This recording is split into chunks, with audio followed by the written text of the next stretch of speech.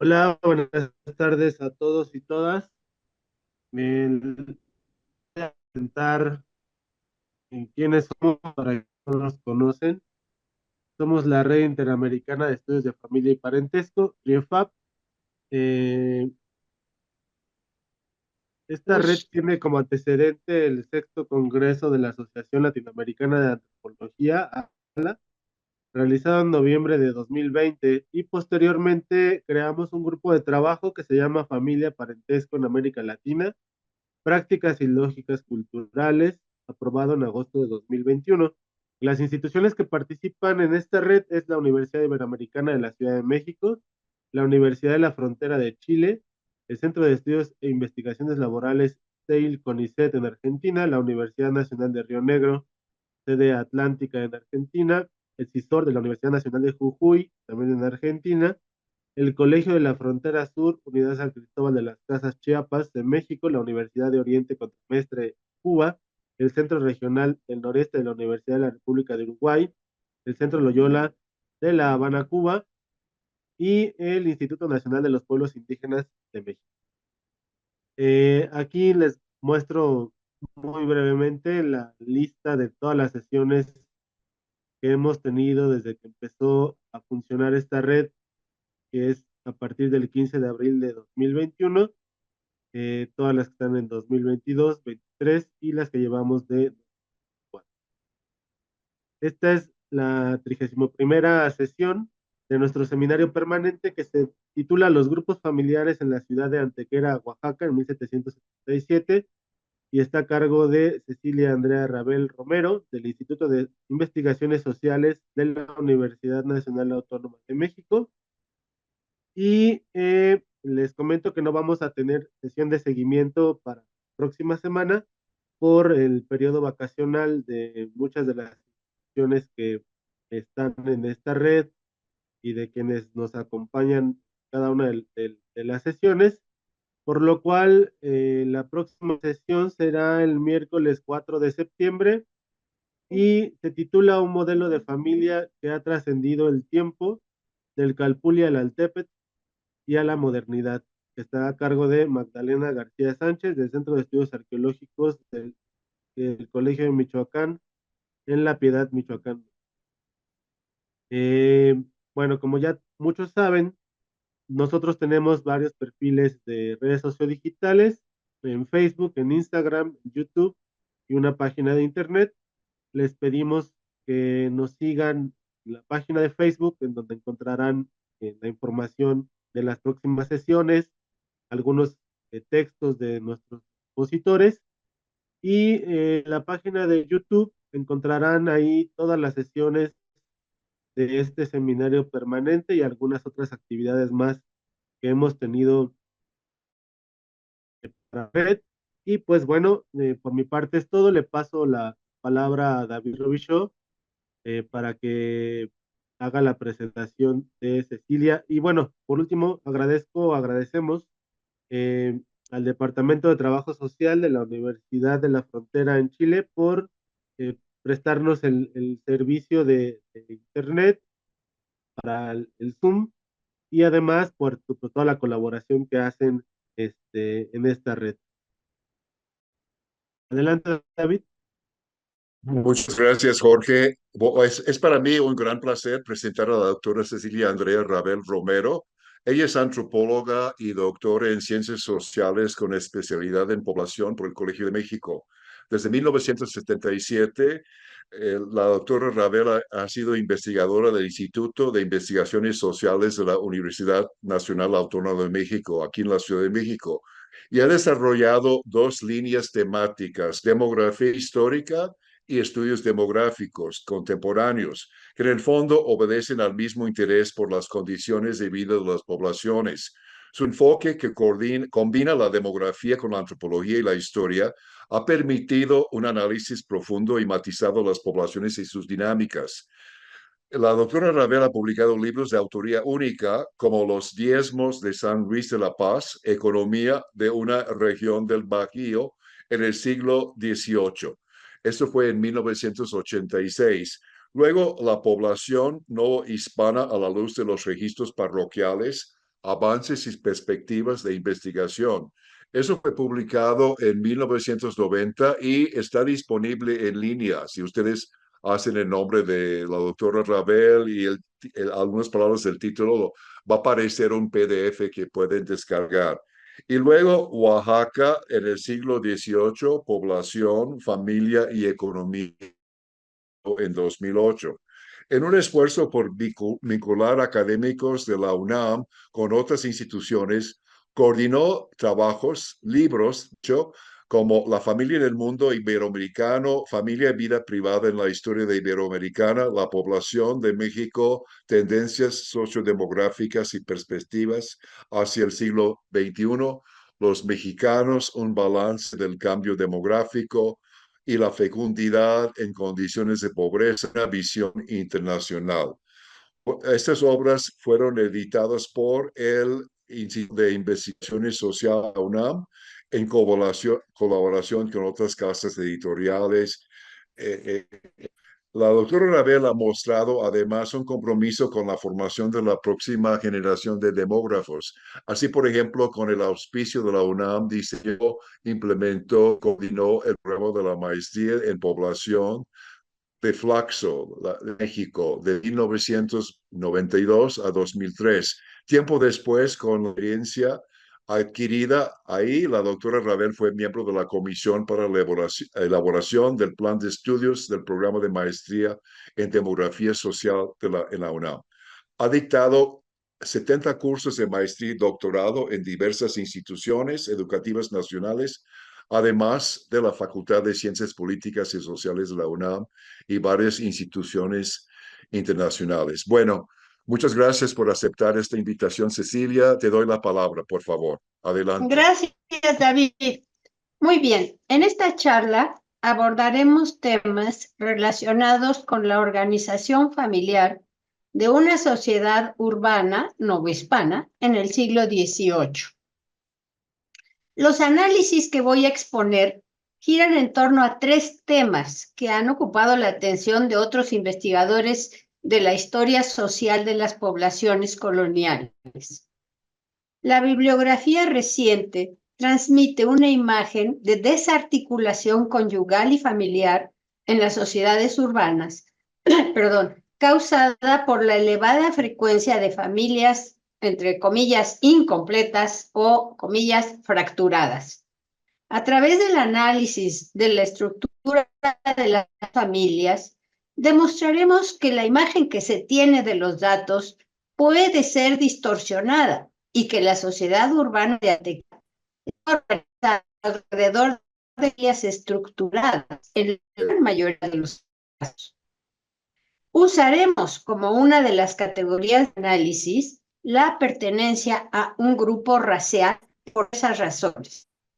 La denominación racial que aparece en el censo fue dada por la persona que fue censada, por lo cual es una autodefinición que nos refiere a una identidad colectiva reconocida por las personas. Por ello, partimos de la hipótesis que la estratificación social estaba basada en criterios raciales. A pesar de que algunas personas cambiaban de adscripción racial durante su vida, la gran mayoría de la población nacía, vivía y moría en un mismo grupo racial con el que compartía valores y normas. La hipótesis que queremos demostrar es que la población estaba dividida en grupos que denominaremos sociorraciales y que estos grupos tenían comportamientos demográficos propios que se reflejaban en la elección del cónyuge y en la organización familiar, entre otros. El tercer tema al que dedicaremos atención es el género. Suponemos que las relaciones de género interactúan con las relaciones sociales, pero las formas de interacción difieren entre un grupo sociorracial y el otro. El género es un eje analítico pertinente, ya que al separar a las familias según su estructura, completa o fracturada, y al analizar las trayectorias de vida familiar, se evidencian las diferencias atribuibles a la pertenencia racial y aquellas debidas al género. Esta visión le confiere al debate una dimensión más real, cotidiana y dinámica. Partiendo de la información de un censo de población, fuente que implícitamente refleja un orden social, tal como era concebido por la corona española y la Iglesia Católica, el investigador está aparentemente atrapado por su fuente. Sin embargo, la asignación racial que aparece en el documento fue proporcionada por el censado. Él es quien se define como mulato, mestizo, indio. Es pues la identidad asumida, social y familiarmente, la que es analizada. Así, la división de la población en 4 calidades, entre comillas, españoles, indios, mestizos y castas, refleja un orden social establecido, pero es también una categorización que nos permite cuestionar la vigencia de ese orden social. La pregunta que subyace al análisis que les voy a presentar es si esta sociedad urbana de fines de la colonia seguía organizada en torno a criterios raciales, o bien si había evolucionado ya hacia una sociedad dividida en grupos sociales basados en el estatus social y económico. Bueno, aquí tenemos un mapa, como pueden ver, que obedece a una instrucción del rey borbónico Carlos III, quien ordenó al virrey Bucareli en 1776 el levantamiento de un padrón de la población de la Nueva España. Y dice así: el rey quiere saber con individualidad y certeza el número de vasallos y habitantes que tiene en todos sus vastos dominios. Exactos padrones con la debida distinción de clases, estados y castas de todas las personas de ambos sexos, sin excluir los párvulos. Eso es importante porque están incluyendo a los menores de 7 años. Esta instrucción nos muestra que se trata de un censo moderno que bien pudo haber levantado el INEGI si hubiera existido en esa época. Como se ve en el mapa, el censo se levantó casa por casa. La ciudad fue dividida en 2 partes, rumbo de arriba y rumbo de abajo. División marcada por la catedral, que podemos imaginar como el centro, y un eje horizontal a partir del cual hacia arriba hay un rumbo y hacia abajo hay otro. En cada rumbo se agruparon filas de cuadras, denominadas tandas. En Antequera, hoy Oaxaca, se censaron 19.302 personas. Se trataba de una ciudad de tamaño medio para la época. En esas fechas, Puebla tenía más de 58,000 habitantes y Querétaro más de 25,000. La unidad censal era el grupo de corresidentes, un conjunto de personas que vivían en la misma casa. La lista de personas que constituían un grupo doméstico estaba encabezada por una persona que suponemos era el jefe del grupo. Luego, en orden jerárquico, aparecen los miembros de cada familia. Los maridos casi siempre antes que las esposas, a menos que los maridos estén ausentes. ¿Qué sucede? De vez en cuando. Los hijos en orden decreciente de edad, luego los parientes solos, los otros miembros del grupo y finalmente los huérfanos. A través del grupo étnico y a veces de los apellidos, es posible identificar a las familias de los sirvientes. Con frecuencia, historiadores dedicados a la historia social de América Latina periodo colonial y el siglo XIX era común encontrar familias incompletas o fracturadas, e incluso las unidades conyugales estables llegaron a ser, entre comillas, estoy citando, notables por su ausencia, especialmente entre las clases bajas urbanas. Transmiten, pues, una imagen de profunda desolación conyugal y familiar. El censo de la población urbana de Antequera nos ofrece una visión bastante más ordenada de la familiar. De acuerdo con el cuadro 1, casi 3/4 partes de los habitantes vivían en familias integradas por la pareja del padre y a veces otras personas.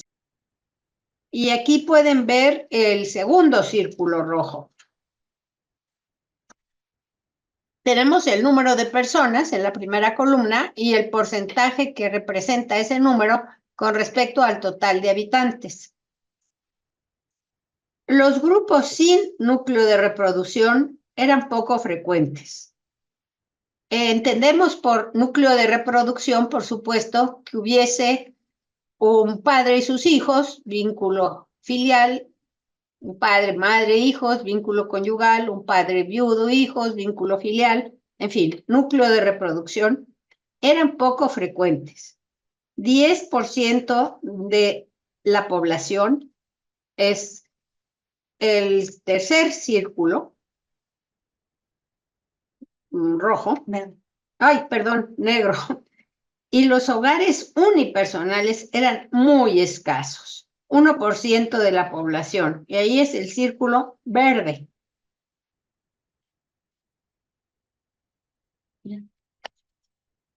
Veamos ahora el tema de familias encabezadas por mujeres y familias que yo llamo familias femeninas. 1/5 parte de las personas vivían en familias encabezadas por mujeres viudas, viudas con hijos, esposas con marido ausente o madres solteras. Las líneas azules del cuadro nos muestran estas situaciones. Este hecho muestra que hay un sistema de género que subyace estos arreglos familiares. Sistema que también rige la división del trabajo por sexos. No tenemos información acerca del trabajo de las mujeres urbanas, pero es indudable que una parte de estas familias con jefa se mantenía del trabajo de las mujeres. Las familias encabezadas por viudas agregan algo más de 1 de cada 10 habitantes, 11%, y las encabezadas por viudos es casi 4 veces menor, 3%. Esta disparidad ha sido explicada por varias razones. Las mujeres se enviudan más que los hombres porque se casan más jóvenes que ellos. Los viudos se vuelven a casar con mucho más frecuencia que las viudas por razones sociales y porque pueden elegir entre mujeres de una amplia gama de edades. Hay inmigración de viudas a la ciudad, donde tienen más posibilidades de trabajar y mantener a sus hijos. Hay autores que sostienen que en muchos casos se trataba de viudas ficticias, entre comillas, ficticias, es decir, de mujeres abandonadas o sin compañero estable que se declaran viudas por motivos sociales. Sin embargo, estos autores no demuestran su afirmación. Las cifras de viudas en Antequera son relativamente elevadas en comparación con otras poblaciones, pero no podemos establecer si se trata de viudas reales o de viudas ficticias. Nos quedamos en el terreno de las suposiciones. No lo podemos demostrar. Otra situación difícil de explicar es la de las mujeres con marido ausente. En el censo se menciona a veces a maridos presos u hospitalizados. Otras veces figura el nombre del ausente, pero en la mayoría de los casos solo aparece la escueta mención de marido ausente. El 11% de las mujeres casadas tenían un marido ausente. Suponemos que algunos de los ausentes eran comerciantes que estaban de viaje. Recordemos que Antequera era una ciudad muy rica por la producción de grana. Pero esta explicación no parece ser suficiente en otros. En otros casos es posible que se trate de maridos que abandonaron a su familia. Había, sin embargo, una legislación que reglamentaba las ausencias y castigaba el abandono. La ley obligaba a los maridos que se ausentaban a obtener el consentimiento de sus esposas y a dejar previsto el sustento de la familia, y la ausencia no podía durar más de 3 años. Quienes no volvían eran denunciados y buscados. La madre sola con sus hijos aparece con escasa frecuencia. Es probable que muchas de las mujeres sin pareja, pero con hijos, vivieran en grupos domésticos con otros parientes. Y también es posible que una parte de los maridos ausentes en realidad no existiera. En total, una sexta parte de la población vivía en familias donde la madre, sin hombre, convivía con sus hijos y a veces con otras personas no emparentadas. En suma, si aceptamos la información tal como aparece en el censo, no tenemos una imagen de desarticulación familiar. Las familias incompletas de viudas no son excesivas, dada la elevada mortalidad de la época. La proporción de maridos ausentes solo incluye al 4% de la población. Abordemos ahora el tema de las relaciones entre la estructura familiar y los grupos sociorraciales. Hasta ahora hemos esbozado algunas características de las estructuras familiares de los habitantes de Antequera, sin hacer distinciones entre los grupos sociorraciales, pero en una sociedad tan desigual como la novohispana, el hecho de pertenecer a uno de estos grupos determinaba diferencias en las experiencias de vida familiar. Suponemos también que había una forma específica de interacción entre el género y cada uno de los grupos sociorraciales, interacción que dejaba huella en las estructuras y dinámicas de los grupos familiares. Después de un minucioso trabajo de reconstrucción del recorrido de los censores, pude ubicar a los distintos grupos sociorraciales en la ciudad de Antequera. Encontré diferentes patrones de lo que podemos llamar segregación espacial. Las familias encabezadas por españoles están más concentradas en las cuadras aledañas a la Plaza de Armas, que aparecen en el primer mapa, y la Plaza de Armas está en el centro. En el mapa 2 vemos cuadras con alta concentración de españoles que corresponden a los conventos, no tiene mucho que ver con las familias. Las familias indias están ubicadas principalmente en la periferia de la ciudad. Sin embargo, tal como lo muestra el mapa 2, hay también familias españolas en la periferia, así como familias indias en el centro de la ciudad. Es la diapositiva 5.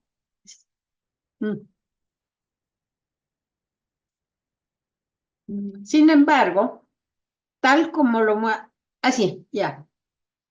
En el mapa 3 podemos ver la localización de familias mestizas y de castas. Estas familias ocupan las cuadras intermedias, ni en la periferia ni en el centro. Creo que estos patrones de segregación espacial muestran que hacia finales del siglo XVIII todavía encontramos una estructura social basada fundamentalmente en la adscripción racial o calidad, como lo mencionan las fuentes. Los mapas también sugieren que la segregación racial distaba de ser total. Interpreto estas evidencias como una indicación de que estaba surgiendo un orden social basado en criterios económicos diferentes a los definidos solo por la pertenencia a una determinada calidad.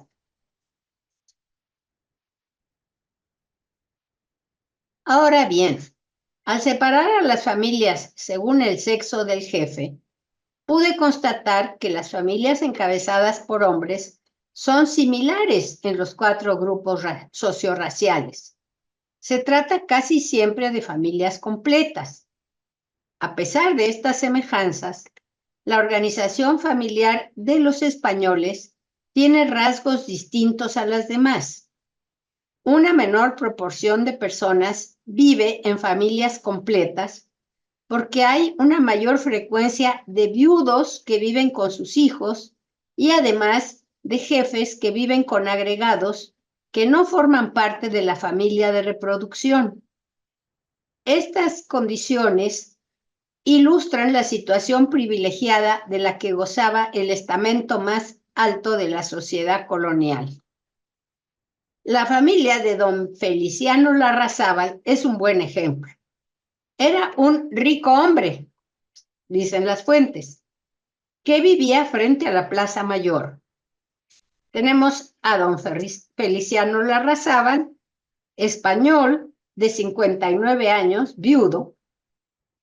Don Andrés Hernández, español de 22 años, soltero, probable pariente, que apoyaba a don Feliciano en sus negocios. Don Francisco Larrazábal, español de 17 años, soltero. Y don Millán Larrazábal, español de 15 años, soltero. Los criados, como vemos, eran Domingo Larios Pardo, de 60 años, casado con Felipa. Juan Bautista, mulato esclavo de 26 años, soltero. Y esto me sorprendió, porque hacia fines del siglo XVIII había muy pocos esclavos domésticos. Antonio Negro, esclavo de 25 años, soltero. Paulina Gutiérrez Parda, de 59 años, doncella. Los pardos eran personas con ascendencia española, india y negra. Catarina Josefa, de 32 años, expuesta ante dicha casa, es decir, abandonada, probablemente desde muy pequeña. Dominga Vázquez, mestiza, de 26 años, doncella, y María, mestiza, de 20 años, doncella. Tenemos luego a Marcela India, de 18 años, doncella, a Lugarda, mulata de 40 años, que no sabemos si es doncella o ya no, o qué. Gabriel Indio, de 13 años, soltero, y Salvador Indio, de 14 años, soltero. Dispositivas. Entre las castas, la proporción de personas que viven en familias donde el marido está ausente o bien donde la madre es soltera era de apenas 8%. En el resto de los grupos sociorraciales no superó el 5%. Estas son las familias verdaderamente fracturadas por abandono, prisión o enfermedad. Pero como vemos, se trata de una proporción muy baja. Un ejemplo de ello lo constituyen las personas que habitaban la casa de Santa Catarina, ubicada en la periferia de la ciudad. Forman varias familias fracturadas que en este caso son también familias femeninas. Y vemos la casa de Santa Catarina, donde vive María Antonia del Corro, mulata, 60 años, viuda, posible madre, según mis conjeturas, de Manuela Antonio Ortiz, mulata de 27 años, su marido ausente, con 3 hijos, la menor de apenas 6 meses. María Mauricia, de 5 años, María Tomasa, de 1 año y 6 meses, y María Josefa, de 6 meses. Además, en la misma vivienda se censó a Clara Josefa, de 20 años, huérfana, María Rosa, de 7 meses, no sabemos de quién es hija. María Gertrudis, india de 30 años, su marido ausente.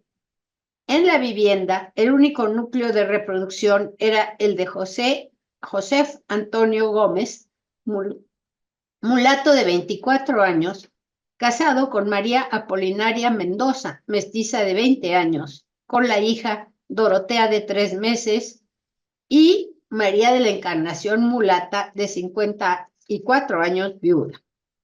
Como podemos ver en el listado, la diferencia con respecto a las familias españolas encabezadas por mujeres es notable. La organización familiar española pareciera más estructurada en la mitad de los casos. La madre viuda vive con sus hijos. Hay pocos maridos ausentes y madres solas. Y una buena parte de las mujeres sin compañero ni hijos vive como jefa acompañada por otras personas. Nuevamente encontramos aquí signos de la condición privilegiada del grupo español. Doña Petra Casarín y los habitantes de su casa son un buen ejemplo de la viudez en compañía.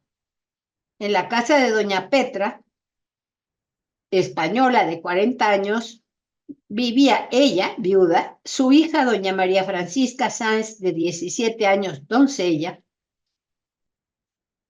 María Jacinta Saucedo, mulata de 30 años, doncella, Petrona Razola, mulata de 17 años, soltera.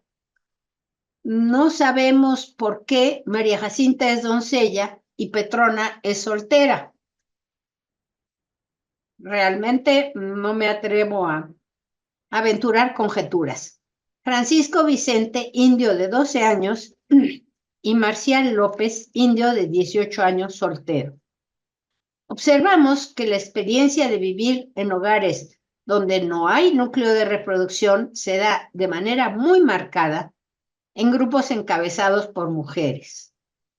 Resultado de una mayor esperanza de vida femenina, del abandono de mujeres e hijos, de la menor probabilidad entre las mujeres viudas o abandonadas de contraer nuevas nupcias o de unirse, y en general de condiciones sociales más restrictivas y adversas para las mujeres.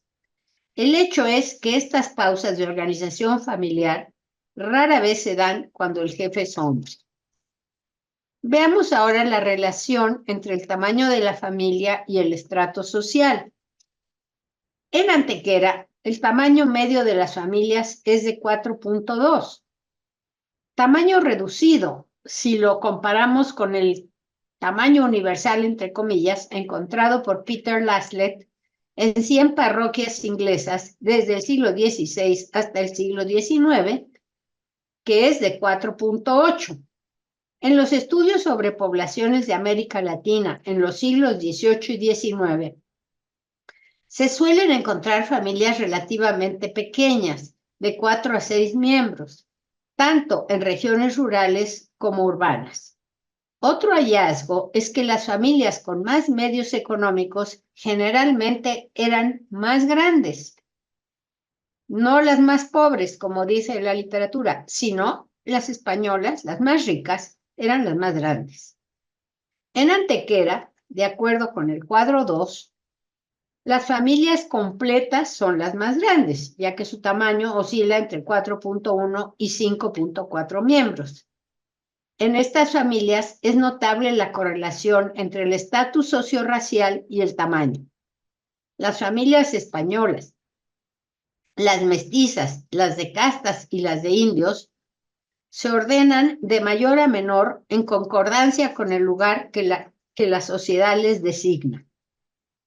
Los españoles no constituían un grupo homogéneo. La información del censo nos permite dividir a este grupo en dos categorías. Los españoles que ostentaban el título de don o doña y los que no lo tenían. Este título parece haber sido un signo de estatus basado de manera un tanto imprecisa en la respetabilidad y la riqueza, más que en un rango legalmente definido. Entre las familias completas, Las de mayor tamaño son las de viudos y viudas españolas. En los demás grupos sociorraciales, las familias de las viudas son ligeramente más grandes que las de los viudos. Los distintos tamaños de familia sugieren que las familias grandes, de 5 y más miembros, eran un privilegio del grupo español, es decir, del grupo que ocupaba en conjunto el nivel socioeconómico más alto. Esta constatación refuta la idea muy extendida que las familias pobres eran las más numerosas. Las trayectorias de vida permiten conocer la edad a la que ocurren eventos tales como el matrimonio o la unión, la salida de la casa paterna, los nacimientos, la viudez, y también ubicar los momentos en los que hay cambios en la estructura familiar, tales como la reincorporación de parientes, huérfanos, sirvientes y agregados, personas cuya adscripción desconocemos. Les llamamos agregados porque no encontramos mejor término. Las edades medias a la unión ayudan a tener una mayor comprensión de las transiciones de hombres y mujeres de los distintos grupos sociorraciales. En el cuadro 3 podemos ver que entre los españoles una característica digna de mención es que los hijos permanecen largo tiempo en el hogar de sus padres, incluso después de haber cumplido la mayoría de edad legal, que era de 25 años. El ritmo al que hombres y mujeres van dejando el papel de hijos a las distintas edades es similar. Dado que la mayor parte de los jóvenes deja de ser hijos para convertirse en jefes porque se casan, o en esposas, por la misma razón. La semejanza en el ritmo de abandono del rol de hijos de unos y otras revela que aun cuando la edad media al matrimonio de los hombres era de casi 27 años y la de las mujeres es de 22 años, los matrimonios no se concentraban en las edades medias. Después de los 27 años, los varones solteros abandonan la casa de sus padres o estos mueren y el rol de hijos. Las solteras, en cambio, permanecen en casa entre los 33 y los 37 años. Una de cada 10 mujeres españolas todavía son hijas de familia. Los jóvenes solteros entre los 18 y los 27 años, cuando no viven con sus padres, se alojan en casas de parientes. Una proporción mayor de mujeres que de hombres vive en casa de familiares. La parentela cuida y vigila más a las mujeres que a los hombres. El otro destino de los solteros españoles es el de aparecer como agregados en casa ajena, situación en la que vive una quinta parte de los hombres y más de una séptima parte de las mujeres. Una vez casados o unidos, los hombres se convierten en jefes del grupo familiar. Por consiguiente, la proporción de jefes es creciente hasta los 40 años. A partir de esa edad, la proporción se mantiene estable. Cuando no son jefes, algunos hombres viven en casa de parientes o bien agregados en casa ajena. Tal como se esperaría, las mujeres dejan el papel de hijas para convertirse en esposas. Sin embargo, resulta sorprendente la creciente y elevada proporción de mujeres españolas que son jefas de sus grupos familiares. Muy temprano, entre los 23 y los 27 años, una quinta parte de las mujeres de esas edades ya son jefas, lo que sugiere que la viudez no es el único factor que explica el ascenso a la jefatura. No hay que olvidar que el sistema de sucesión aseguraba que las hijas, al igual que los hijos, recibieran una parte de la herencia a la muerte del padre. A partir de los 30 años, la proporción de jefas sigue aumentando, mientras disminuye la de esposas. Hacia los 60 años, la proporción de jefas se estabiliza. Cuando no son jefas, las mujeres españolas figuran como agregadas en otras casas. Una fracción importante de estas mujeres son viudas, y ello sugiere que la familia no protegía totalmente a sus miembros, ni siquiera la familia española, a pesar de ser la más respetuosa de los valores cristianos que exaltan a la familia y la que mayor capacidad económica tenía. Entre los indios, los hijos dejan muy pronto el hogar de sus padres. A partir de los 10 años, una proporción creciente de niños indios deja de ser hijos de familia. Entre los 10 y los 12 años, solo la mitad de los niños son hijos.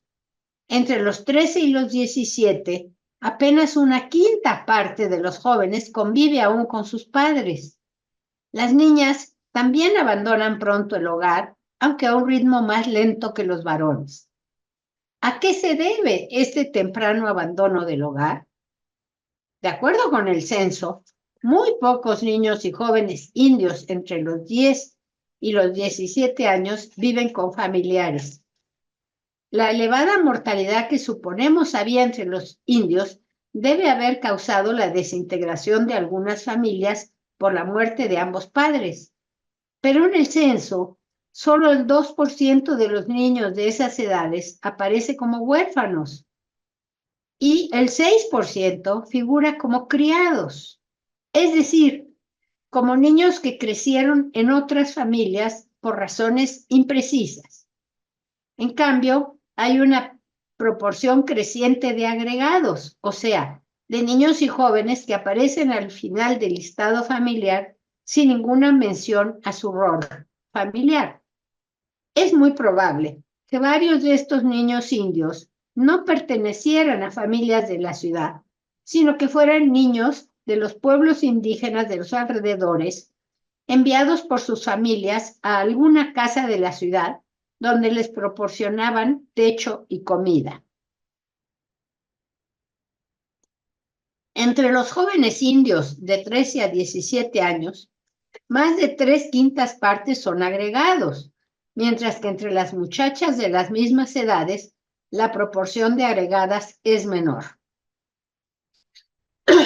Nuestra hipótesis es que estos niños y jóvenes que no viven en su hogar de origen eran colocados en otras casas para servir o para aprender algún oficio y costear su manutención, trabajando en el taller o comercio de la familia que los recibía.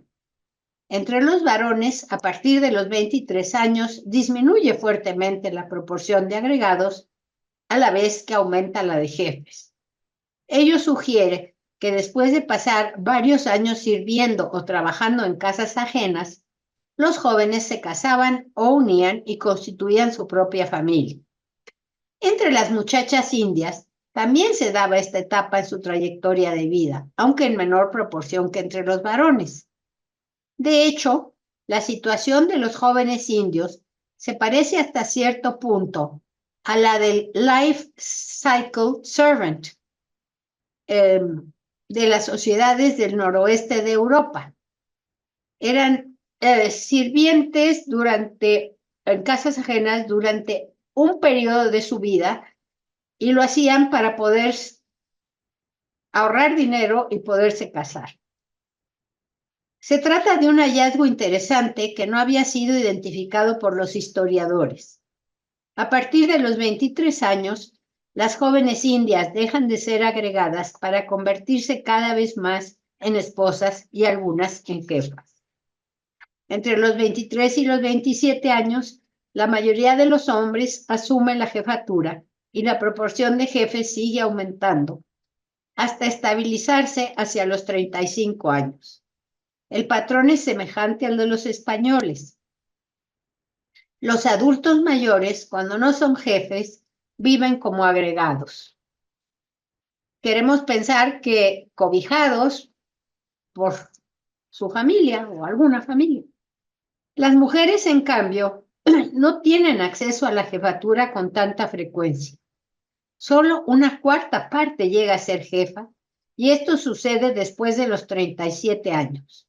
Las jóvenes, menores de 33 años, encabezaban sus núcleos solo si eran viudas o si tenían marido ausente, pero rara vez si eran solteras. A lo largo de su vida, la muerte del marido las puede convertir en jefas viudas, pero con frecuencia no sucede así. Las mujeres indias se convertían en agregadas, asimilándose a otro núcleo familiar. El rol más usual durante la mayor parte de la vida adulta de las mujeres indias es el de esposas y luego en la vejez el de agregadas. Entre los mestizos, los hijos también dejan el hogar paterno, pero lo hacen menos y más tarde que los indios. Entre los 10 y los 12 años, 4/5 partes de los niños mestizos vive aún con sus padres. Entre los 13 y los 17, la mitad ya se ha ido de casa. En ese grupo de edad, la mitad son hijos, una proporción reducida vive con familiares y el resto aparece como agregado. Entre los 18 y los 22 años, 2/3 partes de los jóvenes y 5/6 partes de las muchachas han dejado el hogar paterno. Dejan de ser hijos para convertirse en agregados, probablemente como aprendices. Otros van a vivir en casa de familiares y algunos se casan o unen.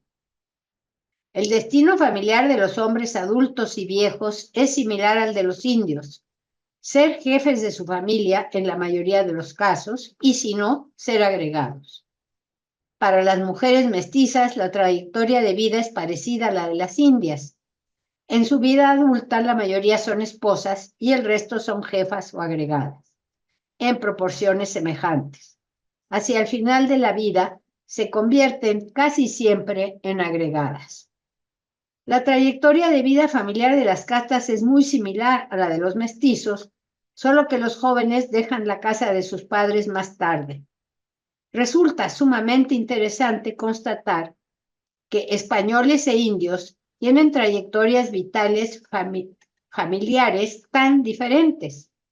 Nosotros planteamos que la endogamia matrimonial que caracteriza a estos grupos, españoles e indios, implica la preservación de formas familiares propias, formas que tienen una expresión cuantitativa y por lo tanto mesurable, y otras expresiones muy diversas de carácter cualitativo, que están relacionadas con la manera como los miembros de un grupo sociorracial perciben y valoran sus roles familiares.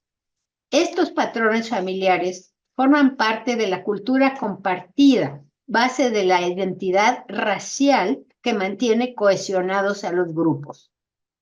Los españoles y los indios son los dos grupos más endogámicos, ya que en ellos la proporción de uniones entre pares es elevada, mientras que mestizos y castas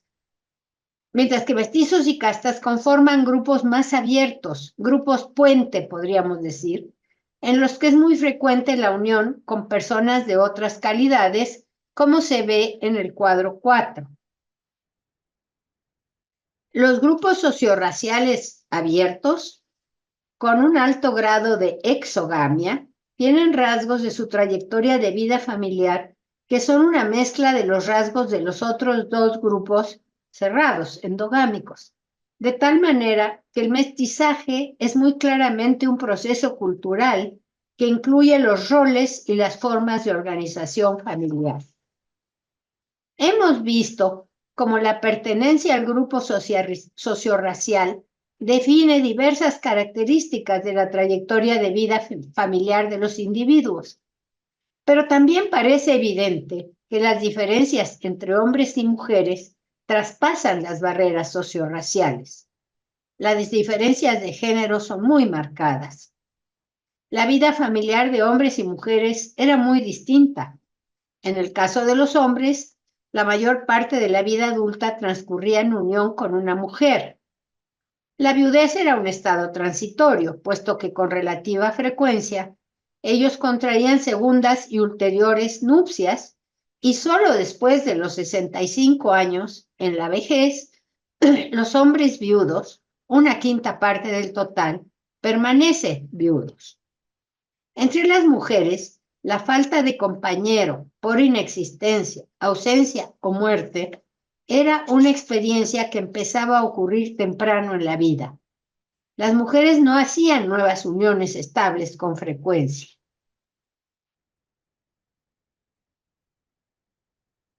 Si a las viudas y mujeres cuyo marido estaba ausente agregamos las solteras, resulta claro que la mujer enfrentaba la vida sin compañero con harta frecuencia. Estar unida era una situación que solo la mitad de las mujeres entre los 18 y los 42 años experimentaban. Y pasemos ahora a las conclusiones. El censo de Bucareli de 1777 puede ser considerado un censo moderno. Sus unidades censales son las mismas que en los censos actuales, las viviendas habitadas. La riqueza de esta fuente es que permite hacer análisis detallados por edades y grupos sociorraciales. En el Archivo General de Indias encontré un mapa que ayudó a entender la ruta que siguieron las personas que recopilaron los datos y, por lo tanto, a ubicar espacialmente a los habitantes de Antequera. Con estos datos duros, se pueden cuestionar las percepciones que tenían los historiadores actuales de las estructuras familiares virreinales. Esta presentación siguió 3 ejes temáticos destinados a refutar una serie de percepciones erróneas. La primera se refiere al predominio de familias desarticuladas en las ciudades virreinales. Los datos censales muestran que 84% de los grupos familiares estaban perfectamente estructurados. La segunda alude a la estratificación sociorracial. Efectivamente, la ciudad de Antequera estaba dividida en distintos grupos con comportamientos demográficos propios. A pesar de ello, también encontré indicios de que era una sociedad que estaba evolucionando. Esta reflexión surgió a partir del análisis de las condiciones económicas tanto de españoles como de indios caciques. La última trata sobre las relaciones de género en una sociedad regida por normas patriarcales. Demostré que las diferencias de género estaban supeditadas a la pertenencia a grupos específicos. Las normas eran mucho más flexibles, puesto que no se aplicaban de manera estricta a los grupos sociorraciales privilegiados. Y con esto doy por terminada mi presentación y les agradezco mucho su atención.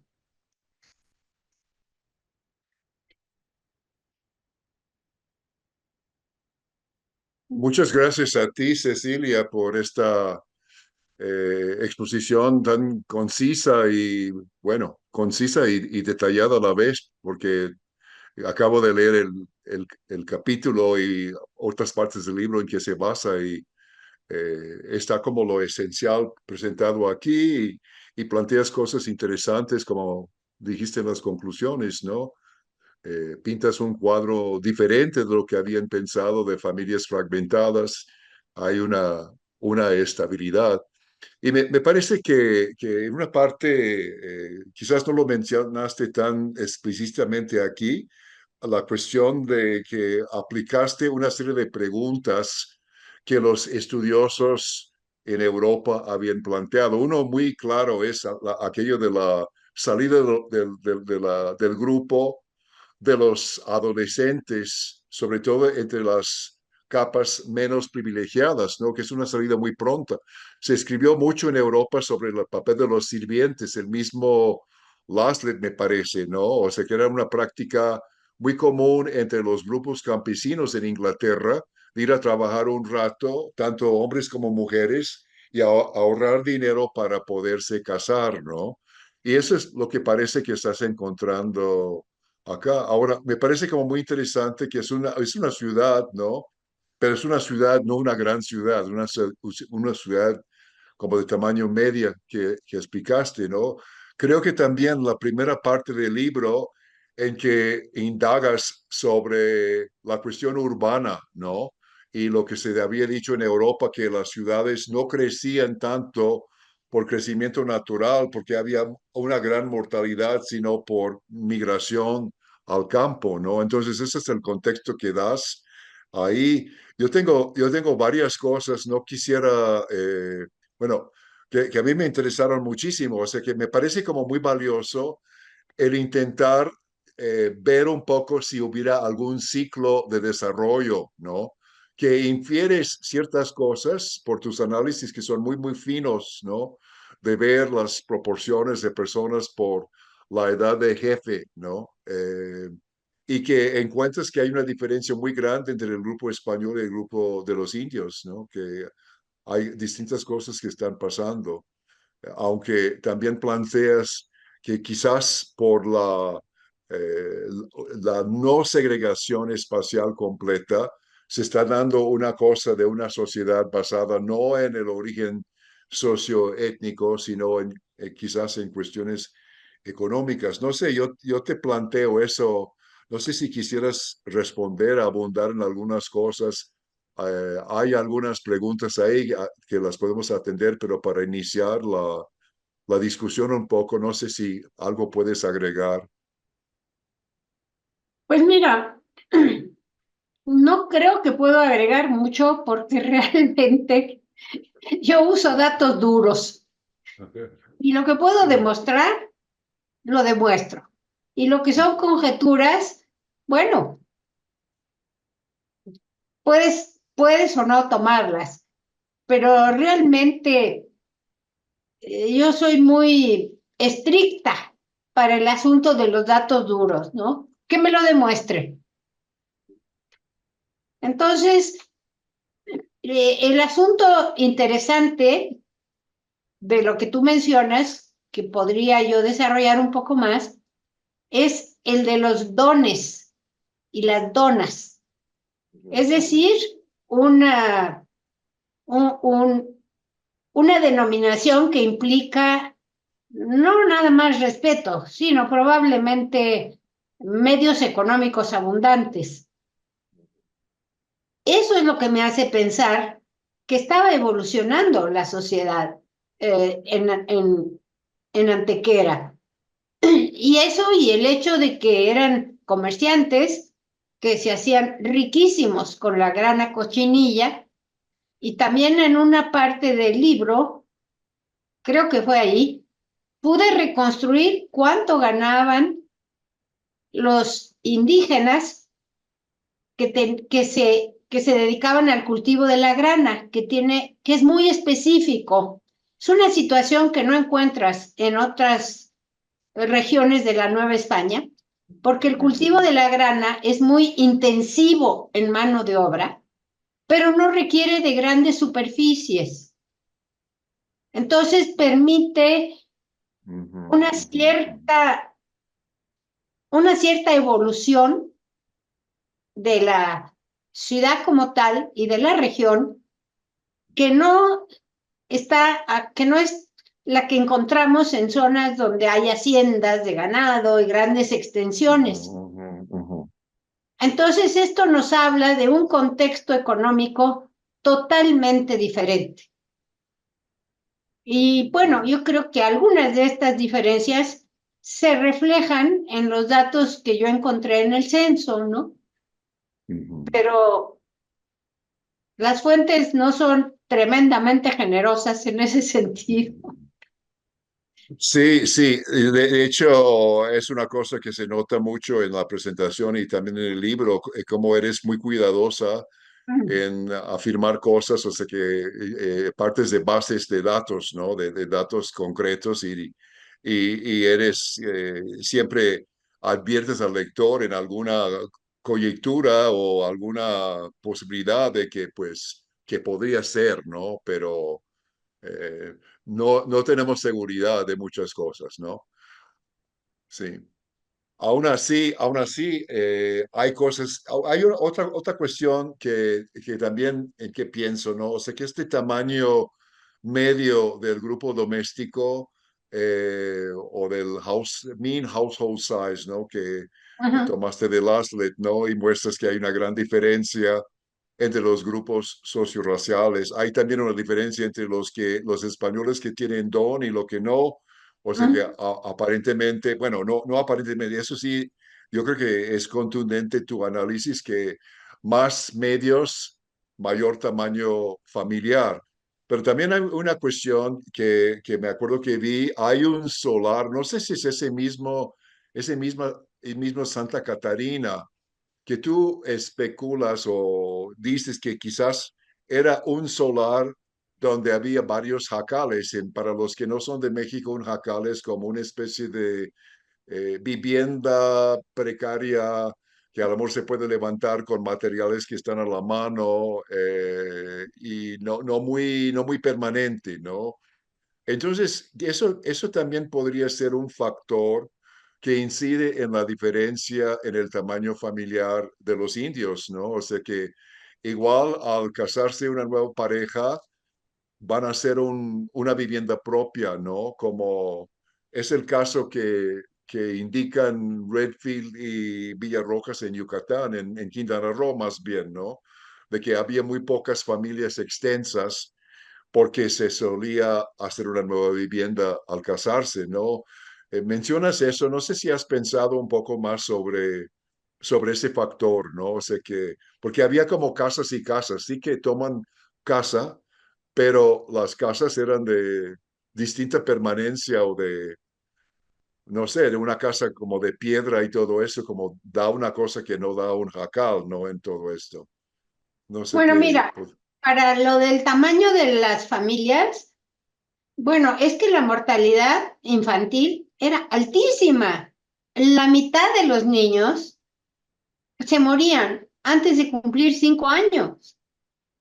Entonces, ahora, obviamente, los niños que vivían en familias poco privilegiadas se morían más, estaban más expuestos a todo tipo de riesgos de enfermedad y muerte. Entonces, eso puede explicar. Ahora, y aquí trabajando censos modernos, que trabajé varios grupos, bueno, estoy trabajando ahorita varios grupos indígenas, lo que encontré fue que los criterios del INEGI no son nada antropológicos. Entonces, encontré entre ciertos grupos indígenas que la mayor parte eran familias nucleares. Era rarísimo, tenían la misma proporción de familias nucleares, creo que los suecos actuales y los noruegos actuales, lo que me parece discutible, pues el sensor llegaba y veía a lo mejor en un solar una vivienda y decía, bueno, este es una vivienda individual, cuando en realidad probablemente compartían la cocina, compartían. Es decir, es otra dinámica que tiene que sí. ver mucho más con la antropología que con el INEGI y sus censos. Ese problema también hay y quizá también lo podemos encontrar en estas familias numerosísimas indígenas, donde no sabes muy bien dónde termina una y empieza la otra. Sí sabes porque por la edad, por casado con, en fin, puedes, pero intuir. Pero es cierto lo que dices, ¿no? Estás en terreno resbaloso ahí. Sí, yo creo que sí hay trabajos que señalan eso. Luego te voy a compartir uno, pero el Nutini en su trabajo de Tlaxcala, sobre Tlaxcala, dijo lo mismo que estás diciendo. ¿Dónde es una casa y dónde termina una casa y dónde empieza otra? Por lo junto, ¿no? Y a veces, si es una casa, si tocas al zaguán y hay varios cuartos ahí, ¿cómo se define eso? Sí, es un reto, pero de todas maneras es un reto que hay que tomar y tratar de decir algo sobre esas cosas complicadas, ¿no? De fuentes de información. Yo no sé si Javier, tú querías agregar algo. Hay un par de preguntas ahí que han, yo he visto dos por lo menos. Eh, una Bueno, es de Seferino Mendoza. Creo que lo hizo pronto en la presentación, quizás lo hayas contestado. Y bueno, también le pone si hay información sobre esto, pero creo que no. Digo, ¿qué labor realizaban los infantes o jóvenes indígenas, aquellos que ya salían, ¿no? De la casa, ¿no? Pues, No, no sabemos, no sabemos. La única explicación posible es que trabajaban, porque si no, no iban a estar en otra casa y los iban a mantener por nada más así. Algo gratis, tenían que sí. dar a cambio, ¿no? Sí, sí, sí. Pero pues no, esa información, un censo o una encuesta como las encuestas sobre empleo actuales, pues no hay para el siglo XVIII que va. Sí, por eso tenemos que, como tú dijiste, no son generosos los censos, ¿no? En compartir información que quisiéramos tener. Y la otra pregunta que hizo, que yo creo que más o menos va por ahí, pero quizás haya algo, alguna descripción en Oaxaca de qué lengua se hablaría, ¿no? O sea, que los grupos indígenas españoles, pues, eh, no sé, que el censo no dice nada, ¿no? No habla de la lengua, ¿no? En absoluto. No, no habla, pero yo sí he trabajado la encuesta intercensal de 2015 y ahí sí preguntan.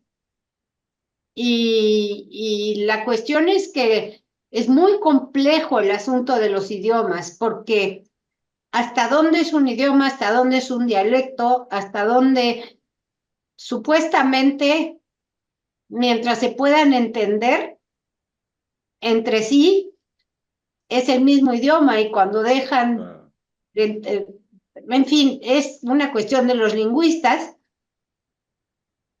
pero no podemos saber, por lo menos para la época, qué idiomas se hablan. Si ya es difícil saber con el censo, la encuesta intercensal de 2015, nos rompemos la cabeza por entender las diferentes denominaciones y autodenominaciones y sabemos por trabajo un poquito antropológico que he hecho que hay personas de pueblos, por ejemplo, mixtecos, pueblos no tan alejados unos de otros, pero que no se entienden entre sí.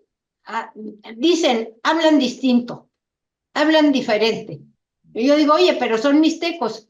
Ah, pero hablan diferente. sí. Es un asunto bien interesante pero para los lingüistas. Yo me declaro ahí en quiebra. Bueno, dicen que zapotecos son realmente cuatro lenguas, ¿no? O sea que por esa no entendibilidad que hay entre el istmo, la sierra, etcétera, etcétera. Pero, por ejemplo, a lo mejor en la colonia Sor Juana se sabía expresar, ella era española, pero se sabía expresar en náhuatl, ¿no? Y escribía con frases en náhuatl en su poesía. Muchas veces en grupos abundantes de una gran población indígena, los españoles manejaban ciertos elementos de la lengua, lo que sucedía en la península de Yucatán, ¿no? Eh, pero quién sabe, ¿no? Cada región tiene su dinámica con la lengua, de modo que, pues, es mucha especulación. Ahora, hay una pregunta de Hugo Sacapanzi, que es un joven investigador de Tlaxcala que ha trabajado nobleza indígena, entre otras cosas, ¿no? En el siglo XVIII. Pregunta si se pudo detectar algún cambio de edad de matrimonio entre las generaciones o te metiste a algún análisis de este tipo. O puede revelar eso los censos, ¿no? No, hubieran necesitado varios censos sucesivos Sí, para sí, poder ajá. cortes transversales. Eh, varios cortes transversales te dan una visión longitudinal, pero nomás hubo un virrey Bucareli y nomás se levantó un censo completo. Ok, ok, sí.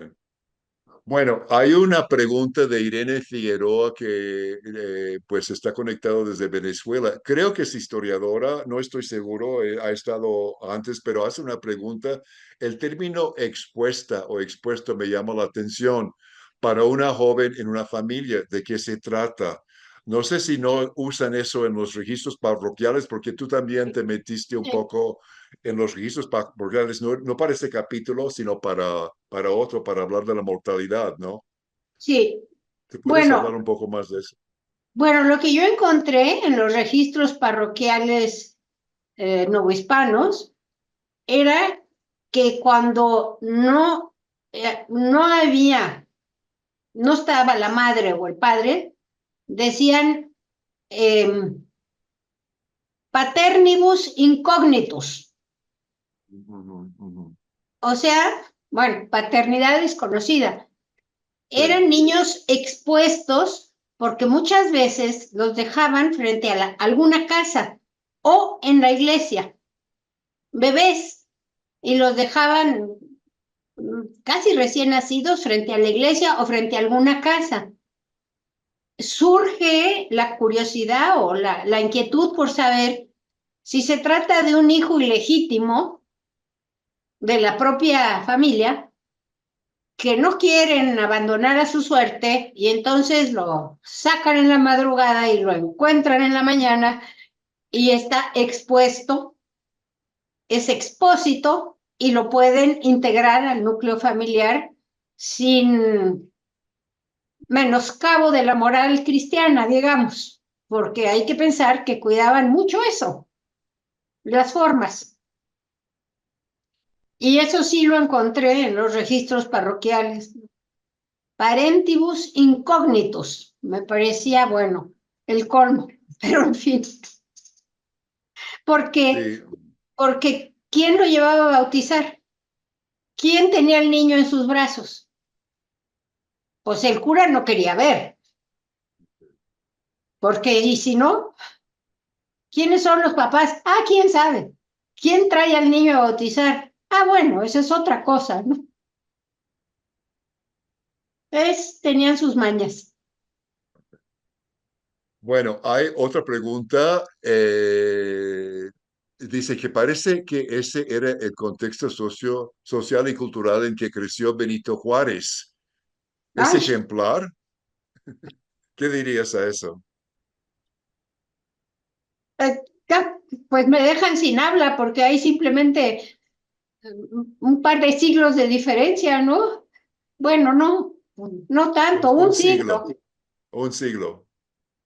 Pues es el contexto en que vivía Benito Juárez y también mi bisabuelo, don Matías Romero, que era del grupo de Juárez y que era de Oaxaca y que, pues sí, puede haber sido, claro que sí.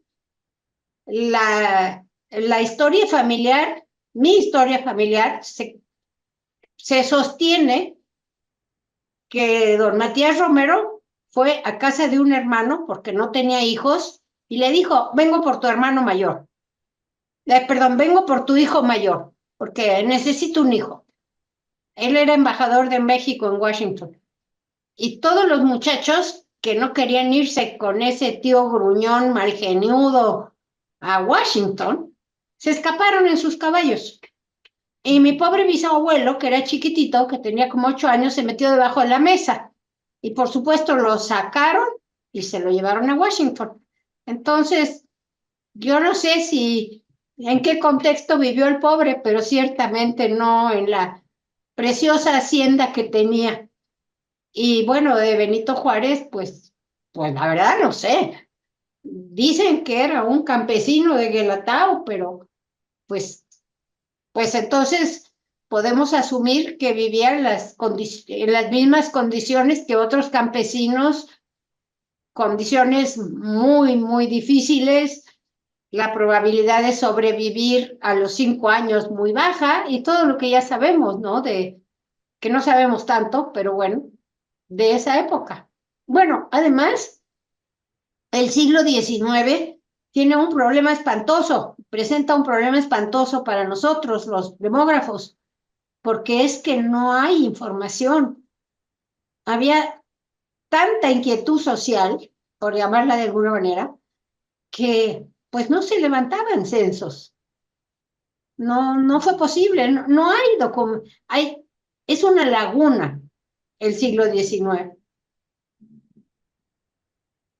En fin, Bueno, bueno, quizás también por el hecho de que vivió en la casa de un de tío. unos patrones o algo así, ¿no? Benito Juárez, ¿no? Como quizás es Sí. un caso de estos agregados, ¿no? De que hablas, ¿no? De esa movilidad, de que yo también he escuchado casos así en Tlaxcala, ¿no? De que mandaban a la muchacha a vivir con los maestros para que aprendiera a la vez que la mantuvieran en algo que, y quizás es lo que estás detectando ahí, ¿no? Sí. Bueno, ahí lo que yo creo es que los trabajos antropológicos son una fuente muy valiosa, porque si bien no pueden ser generalizables, nos dan una idea de qué pudo haber sucedido. Y Sí. no puedes saber si a partir de 7 familias o 20 familias la población se portaba de cierta manera, pero sí hay pautas, ciertamente. Sí, te puede indicar ciertos procesos que a lo mejor los datos duros de los censos, pues es esto, ¿no? Llegas Mm. a ver una correlación. Ahora, bueno, Mateo de Ricalde desde Mérida dice, felicidades por su esmerado y arduo trabajo, doctora Ravel. Pregunta, ¿se hallaron datos que sugieran una posible movilidad social de los sujetos analizados? Es decir, individuos que porten más de una calidad socioétnica. Es que para saber eso, otra vez, hubieran necesitado otro censo, que la misma población fuera censada en dos momentos en el tiempo, cercanos, para yo saber que don cualquiera que fuera su apellido, aparece después con otra inscripción. Tendría yo que seguir a una persona por su nombre a lo largo de uno o dos censos para ver si cambiaban de calidad. Luego también están los registros ahí, porque se podía hacer un trámite para cambiar de calidad, me parece, ¿no? Eso habría que buscarlo en documentos en el archivo, porque había una especie de compra de estatus. No lo puedo demostrar. Habría que ir al archivo y trabajarlo y otra vez tendríamos unos cuantos casos, pero sí, sí se daba el caso de que podrían comprar su calidad, o sea, pasar de un grupo más bajo a uno que la sociedad consideraba más alto. Bueno, hay otra pregunta de Carmen Flores. Muy interesante el trabajo. Los datos comparativos entre las diferencias raciales llama la atención cómo los hombres, y no se diga las mujeres, se unen mucho más jóvenes que otros grupos. Creo que se está refiriendo a la baja edad la más baja edad de formación de la pareja de los indios, ¿no? Bueno, no hay una pregunta, es simplemente un comentario. Mm. Bueno, de Rebeca Padrón de Caracas, me parece, dice, aquí en Venezuela los censos y las matrículas también son básicas. No hay muchos datos, solo numéricos poblacionales. Saludos eh, desde Caracas. Bueno, es un comentario. Perdón, es que es complicado ver el chat. Interesante el análisis. A ver, al finales del siglo XVIII estaban las gracias de sacar que permitían a través de un pago una nueva calidad. Bueno, eso, Ah, un comentario a lo que felicito a la doctora Ravel, debe decir, por su esfuerzo y envidio la cantidad y calidad de sus fuentes. La laguna de fuentes que comenta es bastante general en Sudamérica, salvo algunas zonas de Perú y Bolivia. Se dice Juan Pablo Ferreiro de Jujuy en Argentina. pero una cuestión Este, ahí habría que ver porque si fue una política de los Borbones, debe haber más censos eh, contemporáneos. No solo el virrey Bucareli le obedeció, el rey quería saber en todos sus vastos dominios. Creo que habría que buscar. sí, hay algunos centros como locales también, listas Ajá. que yo he visto, pero bueno, eso sí es un documento muy importante.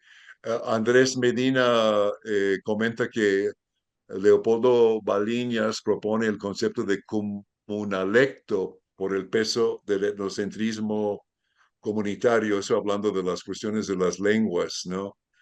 Eh, Gran Javier Serrano, gran cantidad, creo que es Javier Serrano, de materiales transítima. La disposición urbana barriorizada de los distintos grupos se puede comparar con otras ciudades para la época, puede tener que ver con el relieve también. Bueno, es un comentario nada más. Yo no veo más preguntas, veo felicidades por su investigación. Eh, no sé si hay alguien más, tiene algunas últimas preguntas. Tenemos un poquito de tiempo o quizás tú quisieras agregar algo más, Cecilia. No realmente, yo agradecerle su interés y realmente, bueno, me gusta poder compartir estos esfuerzos con gente interesada, con personas que trabajan temas similares. Ojalá esto les avive más la curiosidad y les fortalezca más su ánimo de investigar, porque hay que ser bastante valiente para meterse con las fuentes del siglo XVIII. Sí, sí, es un proceso muy complicado, muy complicado, muy arduo, ¿no? Con muchos retos, como uno quisiera encontrar más cosas, pero tiene que conformarse con lo que hay y con cuidado, ¿no? Proponer algunas cosas. Pero yo creo que es muy importante también lo que dijiste, ¿no? A veces la antropología puede dialogar, ¿no? En estas situaciones. Eh, Tengo la impresión de que los que están conectados ahora son como antropólogos e historiadores y algunos sociólogos y algunos otros de trabajo social, ¿no? Y espero también que hayan podido aprovechar de esto. Les aviso, los había avisado por el chat que vamos a mandar en unos días, quizás para mañana o pasado mañana, a todos los que se inscribieron para que los tengan también aquellos que no llegaron a asistir, la grabación de la sesión, más una liga con algunos trabajos que la doctora Ravel había compartido, que están en nuestra página, nuestro perfil de Facebook, además de la breve semblanza que presenté, porque algunos preguntaron por sus libros, ¿no? Los nombres de los libros para poderlos eventualmente consultar. Pues yo creo que ya se fue mi colega Javier, que siempre está en las despedidas, pero agradezco mucho tu tiempo, ah, bueno, tu presencia de haber compartido todo esto con nosotros, Cecilia. Fue un gran placer verte virtualmente. Tenemos mucho tiempo de no coincidir en algún evento, pero me dio mucho gusto poderte ver y escucharte. Eh, Muchas gracias. Y yo te agradezco mucho, David, esta oportunidad y bueno, nos estaremos viendo pronto en algún evento, algún congreso o algo. Sí, sí, en algún momento. Solamente terminaría con, pediría a Jorge que pusiera el cartel de la próxima sesión, ya que están más personas conectadas, y con la liga, bueno, creo que él envió por el chat la liga, pero de todas maneras en los próximos días vamos a poner el cartel y la liga. ¿Mm? sí que eso es lo que vamos a tener después de un descanso, vacaciones de agosto en algunas partes. Bueno, aquí en México hay vacaciones muy distintas en distintas instituciones. Y bueno, pues entonces, muchas gracias por su asistencia a todos los que llegaron a conectarse y gracias nuevamente al equipo de la Universidad de la Frontera en Temuco por apoyarnos con el aula y con la difusión del evento. Pues con eso, pues les digo, pues hasta pronto y muchas gracias nuevamente, Cecilia. David, Gracias. hasta muy pronto. Adiós. Gracias, Adiós. Cecilia. Nos vemos. Saludos. Gracias, David. Saludos. Hasta luego. Adiós.